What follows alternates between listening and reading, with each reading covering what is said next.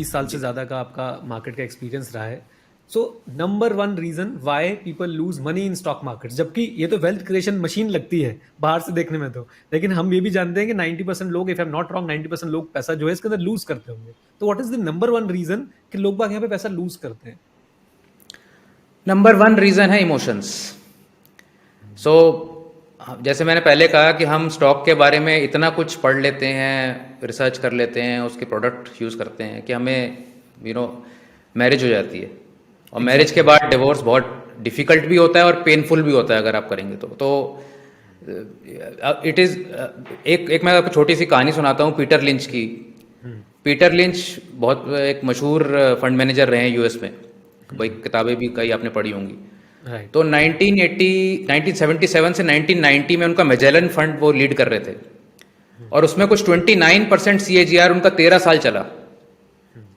तो he was the best performing fund manager in that decade. लेकिन जो average investor था उनके फंड में उसकी रिटर्न 0 से भी कम थी। अच्छा, तो कहने का मतलब यह है कि चाहे व्हीकल आपकी जो है, फंड जो है वो बढ़िया परफॉर्म कर रहा है, लेकिन आप कैसे परफॉर्म कर रहे हैं उस फंड के रिलेटेड, वो बहुत फर्क पड़ता है। सपोज एक थर्ड या फोर्थ ईयर में उन्होंने 80% की रिटर्न निकाली एक पर्टिकुलर साल में, तो जिसने $100 लगा रखे थे वो $1000 उसने उसके बाद लगा दिए उसके अंदर, और अगले साल उनका 30% ड्रॉडाउन आ गया तो उसने $800 वहां से निकाल ली। तो आपकी behaviour versus the fund versus the funds performance, दो बहुत अलग अलग चीजें हैं ये।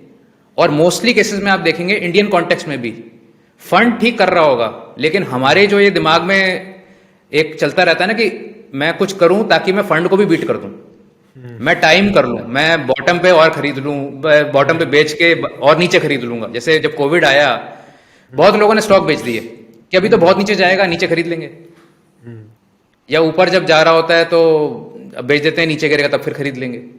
भाई आपने फंड मैनेजर को, म्यूचुअल फंड या PMS या जो भी आपने कर रहे हैं, स्मॉल केस जो भी आप व्हीकल यूज कर रहे हैं, आपने प्रोफेशनल पे ट्रस्ट किया है, तो ट्रस्ट इज इंस्टिंक्ट। आप खुद मत दिमाग लगाइए ना, आप अपने प्रोफेशन में काम रखिए, आप उसमें आगे बढ़िए। तो ये 90% रिटेल क्या, HNIs भी और FIIs भी यही गलती करते हैं। ऐसा नहीं है कि FIIs कोई बहुत ऊपर से उतर के आए हुए हैं तो उनको सब कुछ बिल्कुल ठीक करते हैं।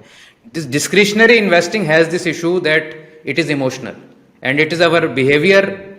हमारा खुद का बिहेवियर हमारे को बेसिकली हमारी सारी स्टोरी खराब कर देता है। राइट, तो मतलब emotion is the number one reason.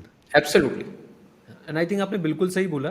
तभी हम लोग ये सुनने को हमें मिलता है कि इस फंड ने पिछले 20 साल में इतने रिटर्न दिए, लेकिन हम उससे कोई करोड़पति बनता हुआ नहीं देखते, क्योंकि वो बीच में शायद छेड़छाड़ करते रहते हैं। छेड़छाड़ हो जाती है।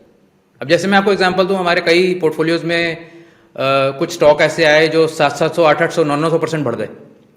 अब क्योंकि हमारी स्ट्रेटेजी ये है कि भाई लेट द विनर्स रन, तो जब कोई स्टॉक भाग रहा है तो हमें छेड़ना ही नहीं उसे, उसको चलते रहने दो। वो चक्कर क्या है कि हम चाहते हैं कि हम मार्केट को प्रेडिक्ट करें, हम अपने एजम्पशन लगाएं, हम अपनी दिमाग लगाएं, और हम ये 99% लोग ये सोचते हैं कि मार्केट से ज्यादा हम समझदार हैं, जबकि मार्केट सुप्रीम है।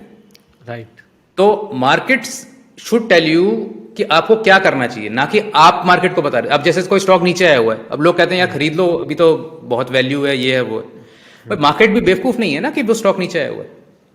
There is something either problematic in that stock और इन दैट सेक्टर, या लिक्विडिटी आउटफ्लो जारी है। अगर सपोज लिक्विडिटी इमर्जिंग मार्केट में से लिक्विडिटी फ्लो निकल रहा है बाहर, FI दबा के बेच रहे हैं, तो कोई भी स्टॉक हो, कुछ भी वैल्यू हो, सब नीचे आ जाएंगे। राइट। तो फंडामेंटल और लिक्विडिटी में liquidity takes a front seat, वो ड्राइव करती है हर चीज।